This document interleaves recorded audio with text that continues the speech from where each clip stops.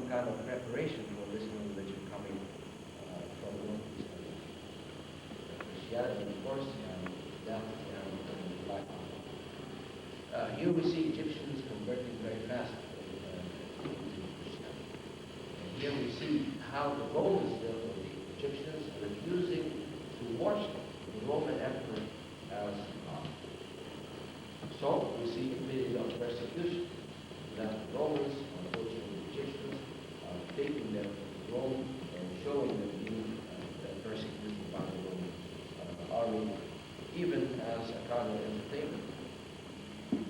So we see the martyrdom in the Orthodox or the Coptic Church or the Egyptians as continued for more than 350 years, until Theodosius, the Roman emperor, declared after Constantine that this new religion is going to be the official religion of the Byzantine Empire. Rome itself changed its capital, its name to Constantinople. Now we have a problem that Egyptians believe in one belief of Christianity, while the Romans did not accept it. So there was another period of persecution when the Byzantine Empire was still Christian, but persecuting the Christians of the east. However, we see some of the churches have been built. This is one of them. This is one of the most famous churches built from that particular period. Its structure, as you can see, supported mainly on these columns, and the walls are built of stone. These columns were collected from different places. As you can tell, they're not really identical. Their capitals, their style, and their shape. Sometimes they're material. However, we know that there were other buildings existing at the time, and in order for them to construct this church, they brought all these architectural elements for the construction of this church, where you can see its walls around us made of stone, but further up you can see the roof made of timber. And of course this has been restored many times, the latest less than a few years. The design here, you can see the arches, the vertical arches on the main street back there to support the roof. You can see the pointed arches supporting the stone, and then the walls which are made of timber. Now we look at the design in the back here, you can see this long screen which separates the holy part from the public part. This is where people gather for praying. So they will be sitting in these aisles as the mass is going on, so that we have to stand, and sometimes we have to bow as well. So the priest, after the mass, would go up the pulpit and he would preach. Of course, at the time, there was no electricity, so you did not have any microphones. Again, this is the separation of the screen behind, and figures of some of the apostles and saints, but again, you can see the really we derive that Egyptians are out of the persecution and the figures of Romans. Egyptians have to find a way to substitute the status which was in the Egyptian God. Different religion, so they invented this object that has a representation of their belief. The icon in its simple form is made of wood, which was wood, of course, available, covered with a layer of plastic that has a small piece of fabric on it. There comes the freshness on the plastic. This is an easy object to carry if they are churches that the office X. Usually there are three. You can see one of them right there. And the ostrich lies, they are either lying on the egg, the hatch, or they are sitting in front of the egg, keeping their eye on the egg. So the significance is that the God is keeping his eye on the chicken.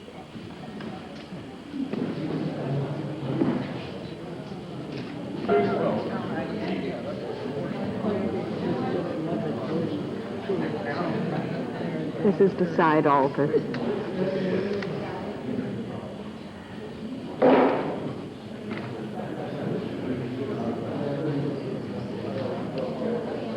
Yeah. get those stairs. Wait just a second, we're trying to get a picture of that. Okay. Could you move a little bit? Excuse me, could you move your tiny bit? You're right in front of us. Thank you. I figured that was the only way to do the picture.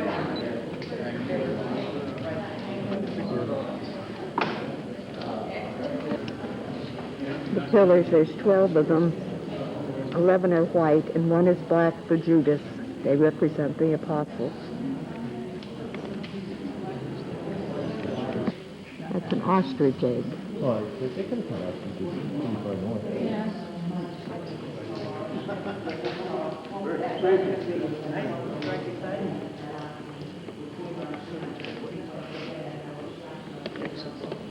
See that Jewish eggs.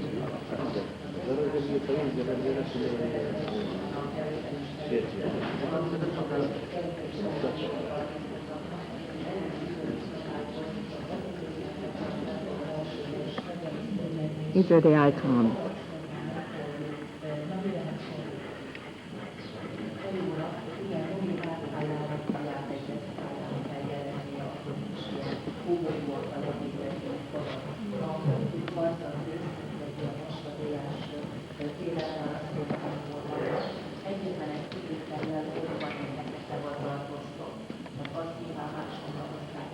Close to 2,000 years old.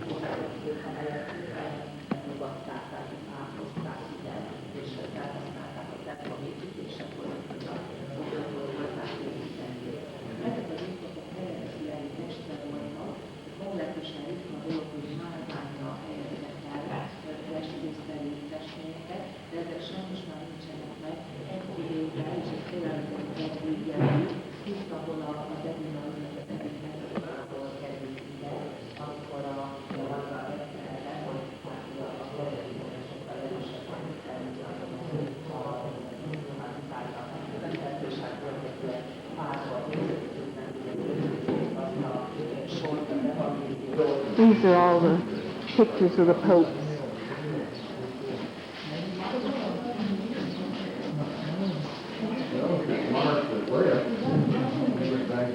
See, there you go. St. Mark's.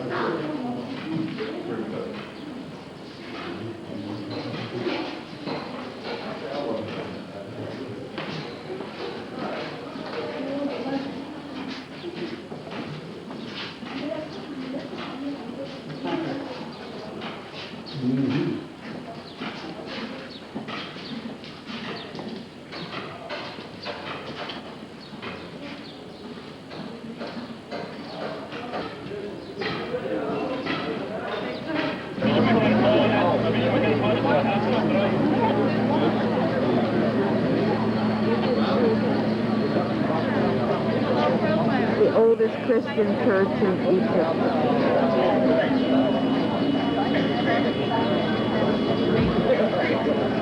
Back from the 5th century.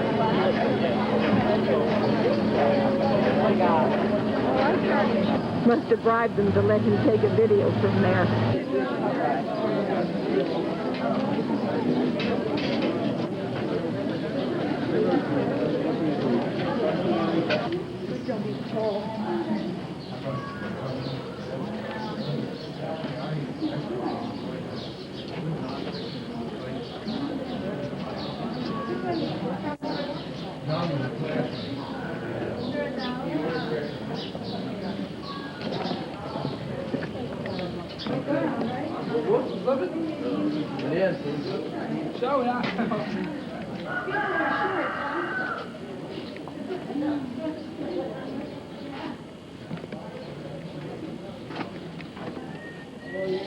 Time around 2100 BC. This was the very first introduction of a proper religion to the ancient Egyptians. After Abraham, the actual Jewish community started forming in Egypt, and of course they had to be very discreet about spreading their beliefs because that was against the pharaonic beliefs. I'd like to remind you quickly with the story of Moses in Egypt because the Pharaoh was aware in many ways that the Jewish community have different beliefs from pharaonic community, so they were persecuted and they didn't have much back at those days, so they were mainly working for the Egyptians, and they lived even in separate areas. They have separate living quarters for them. The story in details actually came in the Quran when Prophet Moses, the God inspired his mother that the only way to save the child is to put him in a basket and to leave him in the water. And this water actually in the Quran was very descriptive that it was fresh water, it wasn't seawater. So we assumed then it was in the river Nile, and the only problem to know where exactly Moses was picked up by the Pharaoh is that we don't know for sure who was the Pharaoh of Moses. It didn't say actually in any of the holy books who was the Pharaoh of Moses. And from the historical point of view, because we don't know who was the Pharaoh, we don't know where was the capital, or where was his royal palace. However, most of the scholars really believe that it was Ramses II, 90% probability that he was the Pharaoh. So if that was the case, Ramses II capital was at Tanis. Tanis or San al-Hagar, that's just northeast of Cairo in a town called Zakazi. Probably it was there according to the Jewish story that was given to the Arab Caliph who ruled Egypt back in the 12th century, that Prophet Moses was picked up right here at this site. And later on, after the God inspired Moses that he should save the Jewish families by moving out of Egypt, he prayed for the God, he kneeled on the ground and left certain marks on the ground to mark that this was the last place he prayed for the God before he left Egypt. Okay? So there are two stories. I don't want to confuse you, but one of the stories is that Prophet Moses was picked up around this area, and that's why they wanted to raise the synagogue. After Prophet Moses left Egypt for the first time, just by the borders of Egypt, near the Mediterranean, an area called El Arish, that's inside Egypt still. This is where he got married, and this is where the God spoke to Moses for the first time. And the God later asked Moses to return to Egypt. After he asked him to leave Egypt for the first time, he asked him to return to Egypt and to confront the Pharaoh and trying to persuade the Pharaohs with the beliefs of one God. According to the story we have from the ancient Egyptians, that goes parallel with the Quran also, that the God, Moses was quite afraid and he had speaking problem. He couldn't speak straight, so he asked the God that his brother Aaron will be his tongue to the people, he'll be the spokesman to the people.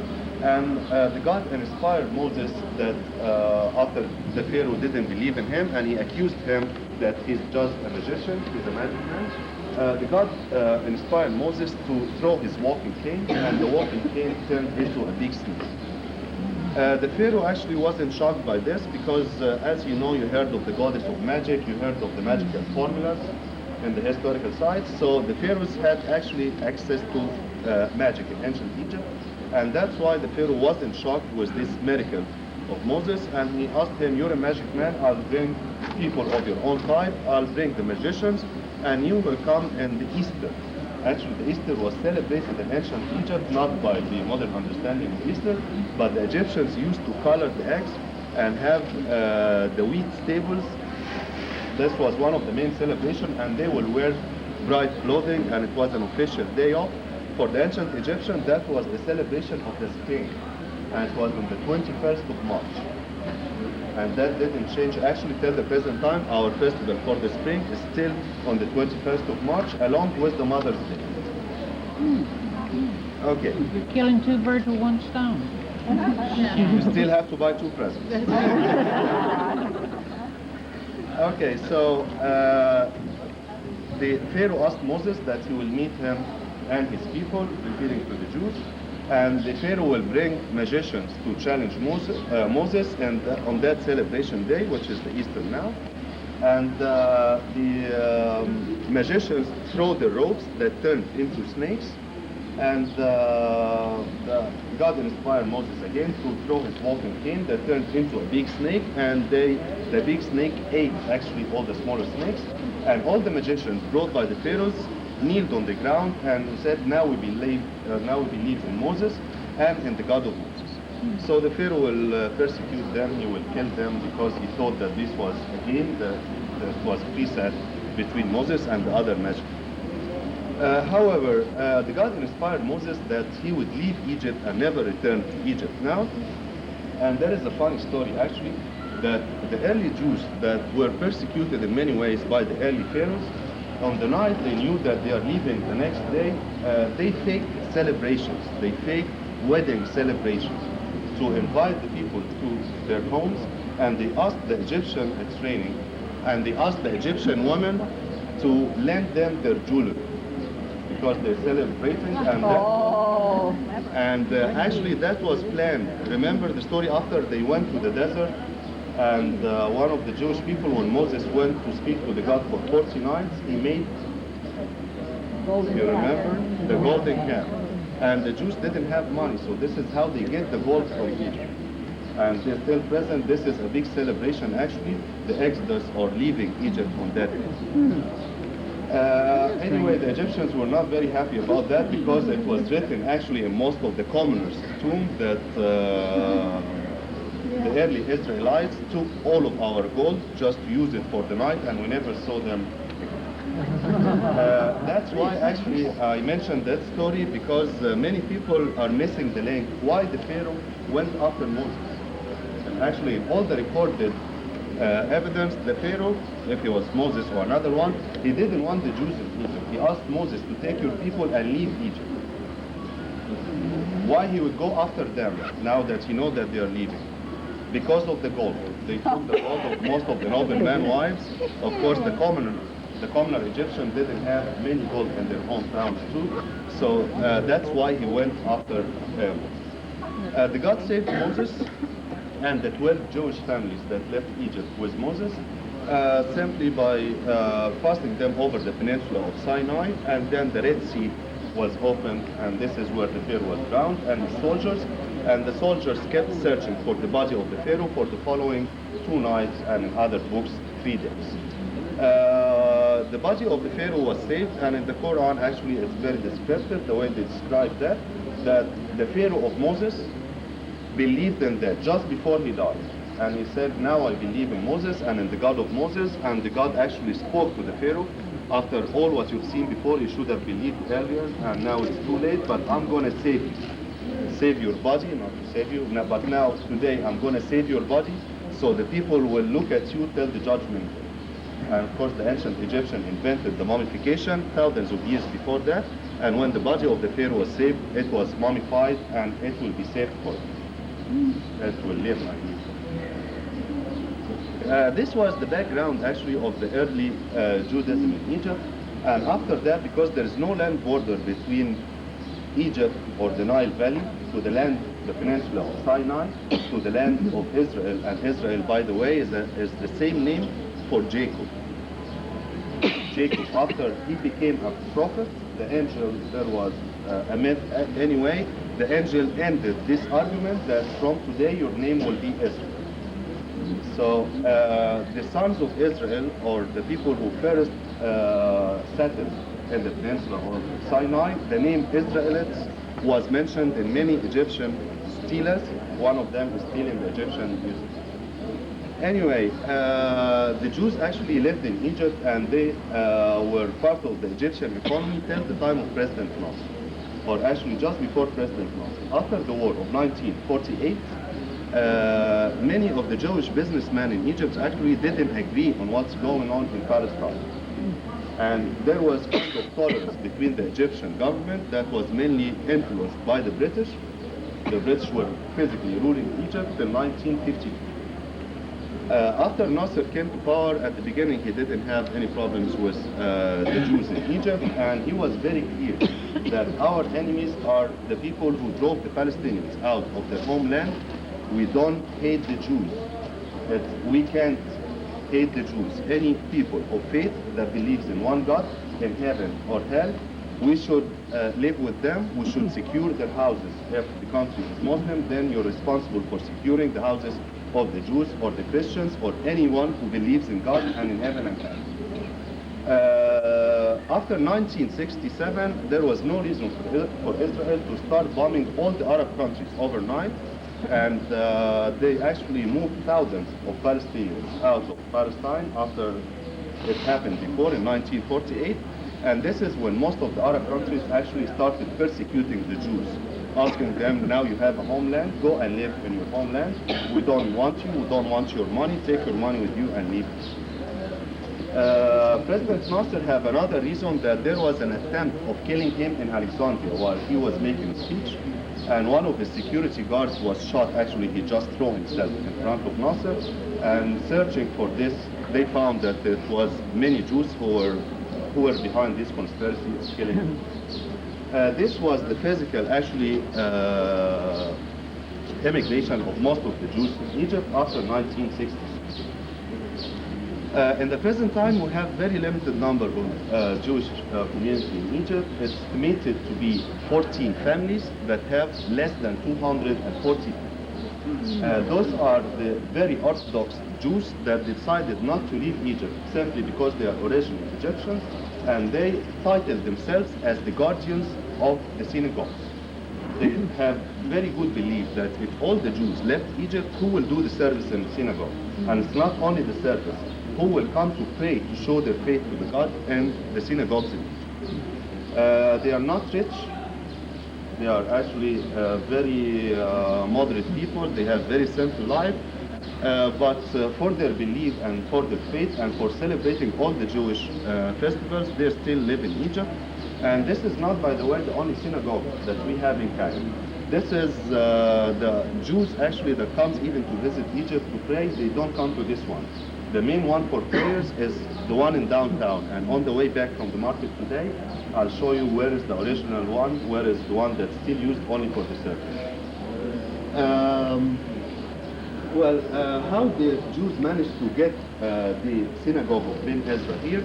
They persuaded the Arab Caliph around the 9th century AD that this marks that was left by Moses on the ground. So they did basically something at the back of the synagogue. There were some houses of the locals here, and they knocked down these houses and they showed some plates that had some inscriptions, and they claimed that those were made by Moses before he left Egypt. And the Arab Caliph told them this is part of the Christian property. There was a church of St. Michael that was already raised in this area at the side of the synagogue. And it's not really my decision to decide for the Christians if you want to buy the church or not. So bring me the Christian, the Pope, to agree on selling that, and I have no problem. There was big negotiation because the church owned the state. They had to pay like annual tribute to the state, and they owned them about 1,000 golden dinar. So the Jewish businessman Ben Ezra decided to pay these debts for all the churches, and in turn he claimed the property of this church. The church agreed on that, as long as he will pay the debt to all the other churches, under one condition, that he will keep the same structure. He can change the outer walls, he can show all the Jewish influence on the place, but he would not touch the interior or the interior design, the original architecture design of the St. Michael Church. For the Orthodox Jews, it's very similar concept to the Coptic churches. It's all diverted originally from the shape of the Basilica or the Ark of Noah, a central nave and two aisles. And it's made of two stories, just like the church we've been to, just like the church we're going to see, just like this synagogue. When you walk in, you will see a central nave and two aisles, and it's made of two stories.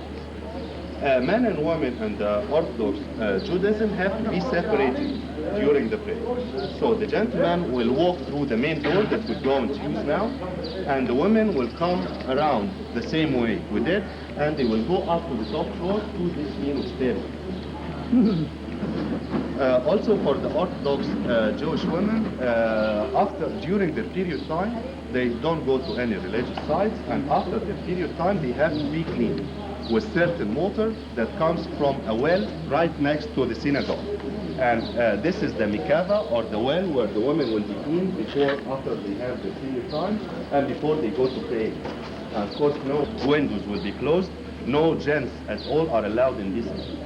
So they can clean right here in the open. There was no other buildings around, and after they've cleaned up, they go up. Okay. You can see actually through the window here,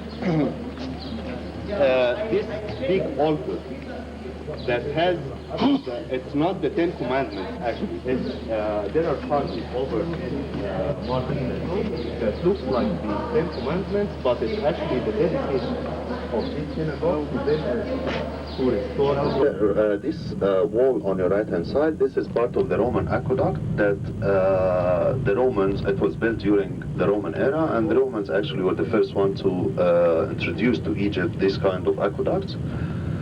Then later on, when Saladin Ayyubid came to Egypt to protect Egypt from the threatening attack of the early Crusaders, he actually renovated this aqueduct after it was buried in sand and dust, so that he will supply the citadel with fresh water. Saladin Ayyubid Fox is not Egyptian. He's originally a Syrian soldier. Saladin Ayyubid was the second man in charge in the military mission that came to save Egypt against the threatening attack of the Crusaders. His uncle, whose name is Asad-ed-Din Shariko, was the leader of this military campaign, and Saladin Ayyubid, who was quite young when he first came to Egypt, about 18, 20 years of age, was the second man in charge. When they first came to Egypt, they were aware that the rulers of Egypt, which is a race of the Arabs called the Fatimids, and the Fatimid period was known as the period of conspiracy and mess and disorder. So they were aware that they are not fighting only the Crusaders, but also the local rulers of Egypt, who are Muslims and Arabs also, but they wouldn't want any other races to come and liberate Egypt from the invaders. And of course they knew that if the Ayyubids would save Egypt from the Crusaders, they would stay and rule Egypt and add Egypt to part of the Arab world. Therefore, Saladin Ayyubid was searching for a secure place for himself and his soldier, his military campaign that he brought from Syria with him. So to isolate these soldiers from the rulers of Egypt, the Mamluks, he started building the citadel at the way you see it today. It took him 7 years to complete the citadel as you see it today, and you can see all the walls, all the old round towers. Those were the original security towers that date back to 1137 AD. By all means, Saladin Ayyubid was a military genius. That the strategic location of the citadel is the first sign of how genius he was. He detached this hill that you see on the left-hand side, were the site of building the citadel. He detached it from the mountain on the right-hand side. This is part of the hills of Muqattam that was used since pharaonic times as the main quarry for the limestone and the sandstone for the city of Cairo. By detaching this hill from the rest of the mountain, he's now protected by the mountain from the east side, and he's protected by the river Nile, who used to run right at the foot of the citadel from the west side, and he revived the old fortress of Babylon right next to the Hanging Church to protect Egypt from the southern side. And he was expected to meet the Crusaders who would come to Egypt from Jerusalem, from the northeastern side of Egypt. He waited for a few more years, and the Crusaders never marched into Egypt, so he decided to leave Egypt with his campaign, and he had support also from all the Arab countries to have national Arab forces to stop the Crusaders from invading any Arab countries. Saladin Ayyubid left Egypt and marched the same route like Prophet Moses through the peninsula of Sinai, but he wasn't lost, so it took him less than 40 years to cross the peninsula. And when he met the armies of Richard the Lionheart and Arthur the King of France, it was quite a decisive battle from the first day, as all the Western troops were located over high hills that Saladin Ayyubid can never actually attack them, can never climb up to the fortress because they will shoot him from above. But what he did, that he cut all the water pipes at the foot of the mountain. And after 3 days, all the soldiers came down, exhausted of course, for surviving for 3 days without a drop of water.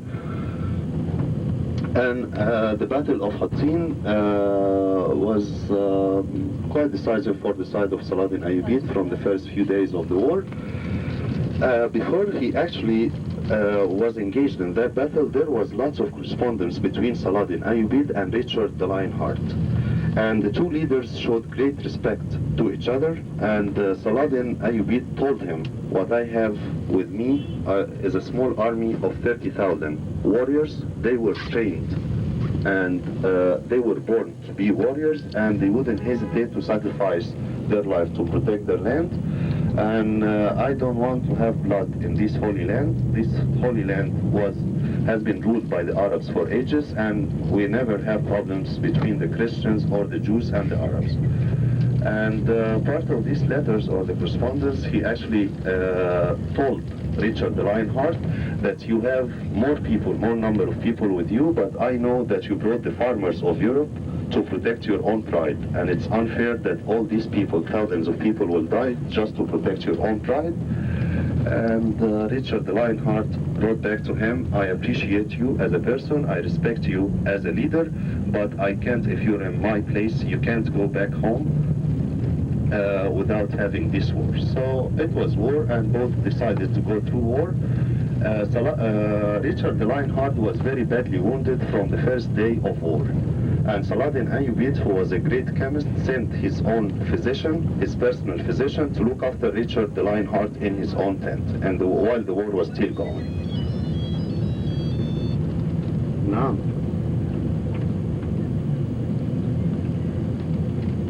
ايه اللي وربع ولا ونص 12 اهو.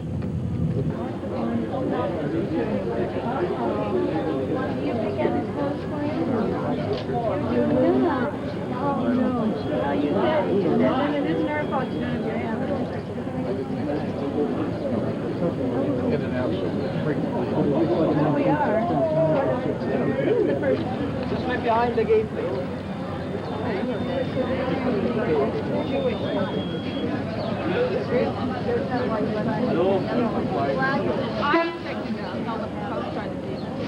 Will be walking around the top there.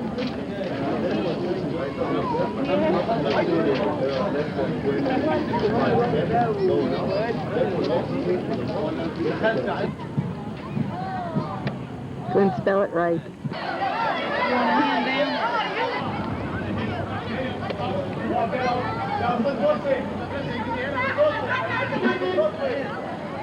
And the exit will be from that side. So in the free time, you can enjoy taking pictures for the old section of Cairo, down that end. Our hotel is right in front of you. And you can see the Cairo Tower behind it. Pyramids of Giza is in that direction. I doubt that you can see it today.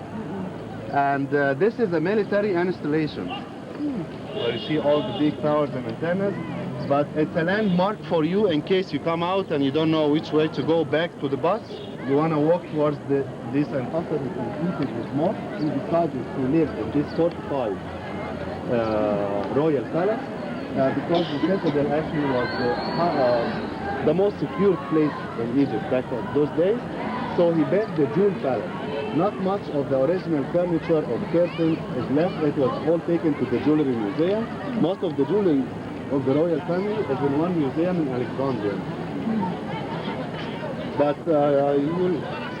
you'll be very welcome to walk around if you want to go walk into the palace and take a look at it. Just like this.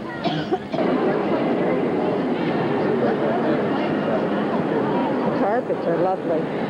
You have to take shoes off.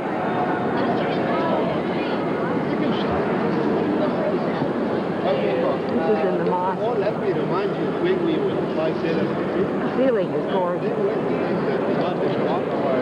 And Muhammad is a prophet. To believe firmly that the God is one, you basically believe that the God of Adam, the first prophet of all prophets, is the God of Abraham, the father of the prophets, is the God of Moses, is the God of Jesus Christ, is the God of Muhammad.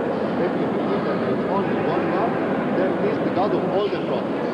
And the second half of the formula of faith, Muhammad is a prophet of Allah, is to show for all the followers of Islam that Muhammad is a human being, is not a God. People should not pray to Muhammad or worship Muhammad. He is a messenger, like him, like any of the other messengers. And because he was the last of, the reason that he's the last of the messengers is that the Quran was written down days after Islam. there was hundreds of people who knew every single word of the Quran. So people could not change the Quran outside. So these are two different names. The helpful, the mighty, the weak, the strong. There are lots of contradictions for the name or descriptions of the God. The main reason is to just guide the Egyptian, the Muslim or the Arab faith, that the other people or the other cultures can worship the same God you worship under a different name. Okay, so this is the first pillar of faith. Number two is prayers, held at 5 specific times every day. First time at the sunrise, then at noon time, afternoon, sunset, and night time. And what time at night time? Night time, that's like 1.5 hours after the sunset. And during the prayer, all the Muslims have to be pointed towards Mecca. And to know the direction of Mecca, in any mosque there will be a niche on the wall, like that niche over there. This is to mark where is the direction of Mecca. And in all the hotel rooms, you found like a green circle, a sticker, with an arrow. This is to point where is Mecca. Okay? And like 2 lines of any verse of the Quran. Then after that, they bend down like this, and they say God is the greatest for 3 times. Then they proceed to the floor, put the forehead on the floor, and they say God is the highest for 3 times. Standing, bending, kneeling, all these 3 actions is one knee. Morning prayer is made of 2 knees. Sunday prayers is made of 3 knees. The other 3 prayers are made of 4 knees. So at the next one we will take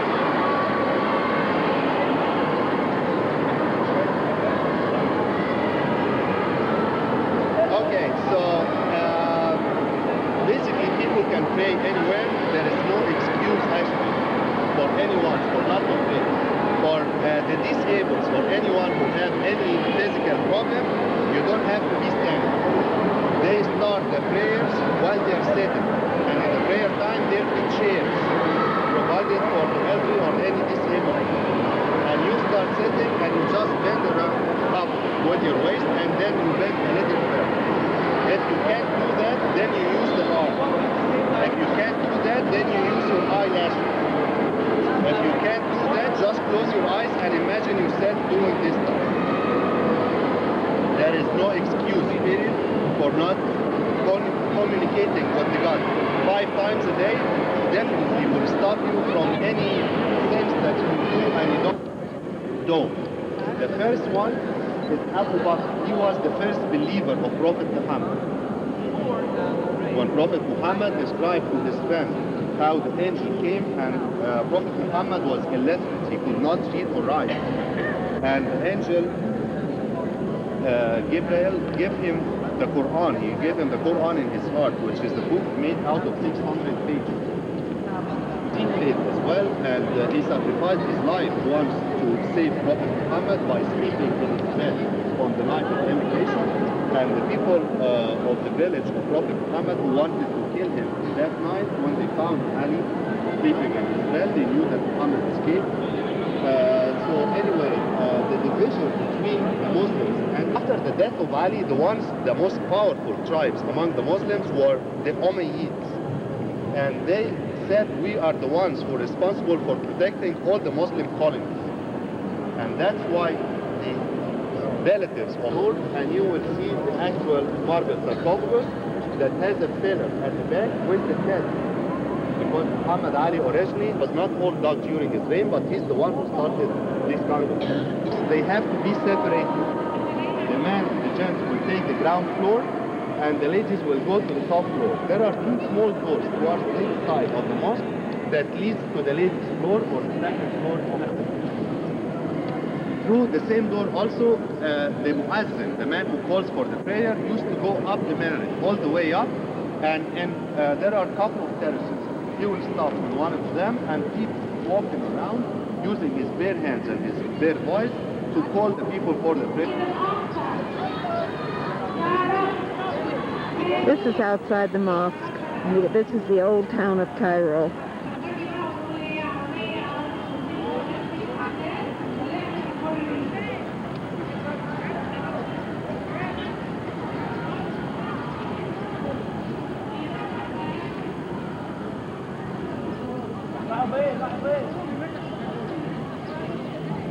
This is the mosque.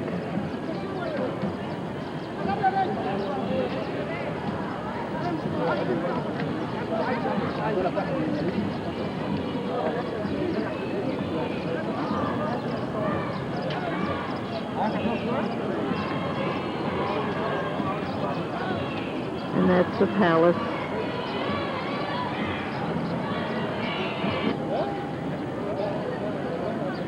And they're a group putting their shoes on. More of Cairo. دي مصر اللي وقعت يلا ماني مصر القديمة Another mosque.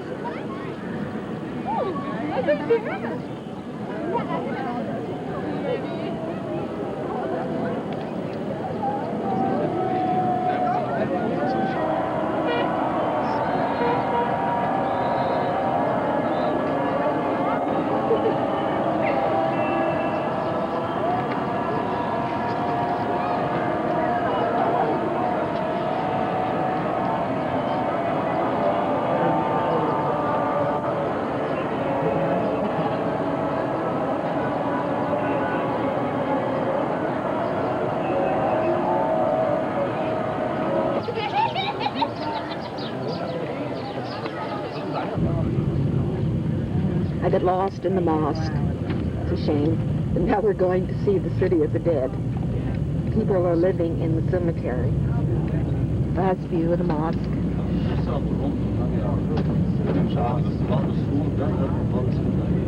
And the fortress.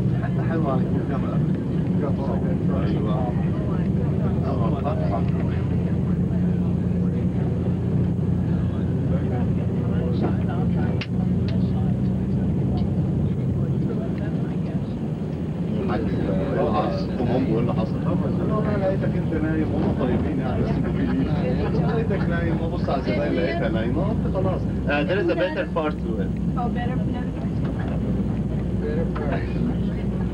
والله فبقول له طب اعمل ايه انا دلوقتي؟ خلاص يا عم Okay, if you look on the right-hand side, you will see this is the typical city of the dead. All Muslims and Christians in Egypt bury their dead. There is no cremation or mummification or any other method but burying. They bury the deceased under the ground level, and to mark the burial site, they will build this superstructure. Supposedly that it will accommodate the family, the deceased family members. If they want to come and visit, they do that usually once a week straight after the death of the deceased. Probably after a year or so they'll do it once a month and so on. The security guards who were supposed to keep the place clean and tidy used it as free of charge houses. And of course part of the tolerance for both religions, Muslims and Christians, was not to move them out and leave them to live there. They are not bothering the dead under the ground, and they are basically homeless people if you kick them out. So the numbers kept increasing to reach almost 500,000 people that lives actually in the city of the dead. This city of the dead is provided with electricity, with treated water, and you'll see the electricity lines, some antennas for the televisions, and there are even schools actually deeper inside the city of the dead. Okay, have a seat please, the bus is going to move now.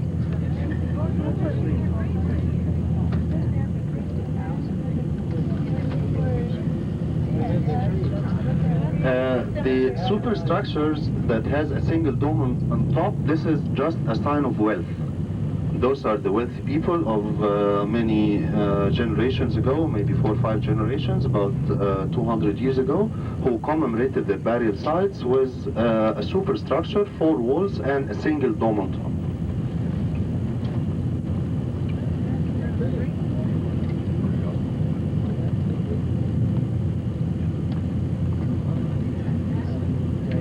Look at the pretty building on the left-hand side.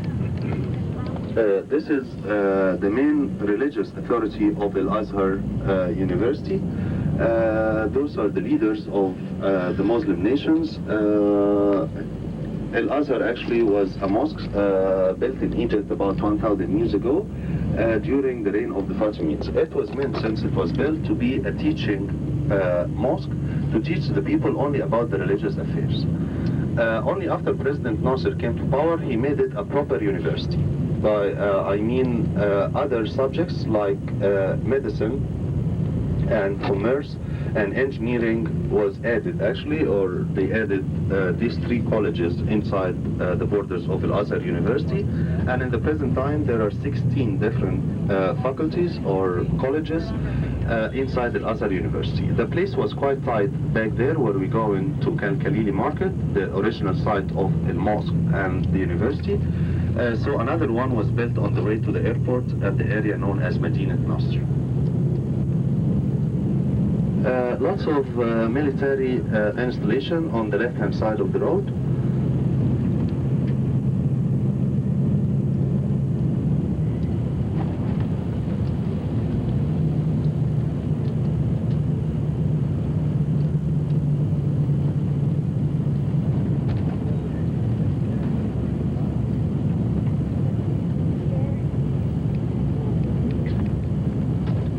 And coming on your right-hand side is one of the fanciest mausoleums in this area.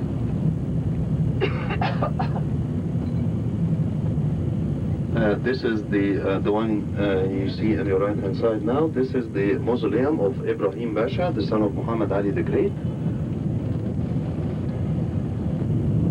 Military installations. See all the military?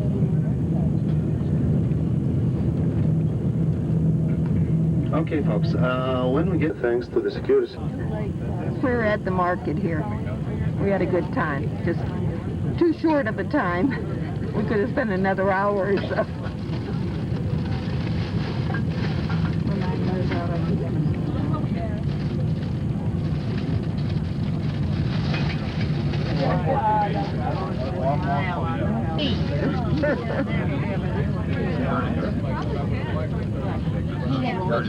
We thought, but that one down there, maybe she was going to find the younger man back. When we were coming back, the woman's flag was down and gave me mine. All we had was we could have walked away and paid the 2 pipes. Yes, but you wouldn't do that. Well, I was just telling you what could have happened. Yeah, but most of the shopkeepers are very flexible. They are expecting that the person in front of them is honest. They'll prove otherwise. But when you see them again, Yeah, I appreciate it very much. Sometimes even they leave you in the shop, like you ask for a different color of the bag or something. They ask you, okay, stay here. And they leave the shop and they go out to get you color from another store. You know that we'll appreciate it. That guy that might put that he's going to the shop and went somewhere else and got a business.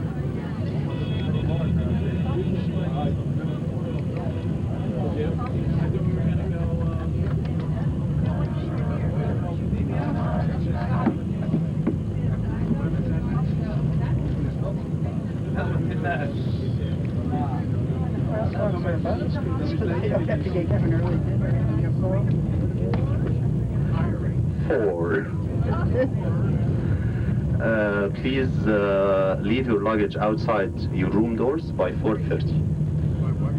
4:30, luggage outside your room door, and proceed to have breakfast, a buffet breakfast like the one we use every day. Will be ready starting from 4 o'clock in the morning. If you finished earlier, put your luggage outside your room door, and there'll be 6 buses departing the hotel at the same time tomorrow. 4 of our group and 2 buses. Those are the previous tour that went to Jordan and came back to Egypt. So the ramp takes at the maximum 3 buses. So just to avoid any crowd while you're checking your luggage, each program director will take his tour member country.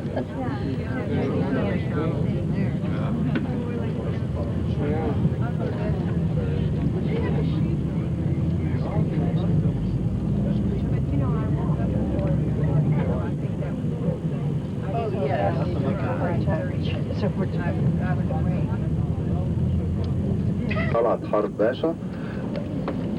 He's the founder, actually, Mr. Bank or the Bank of Egypt.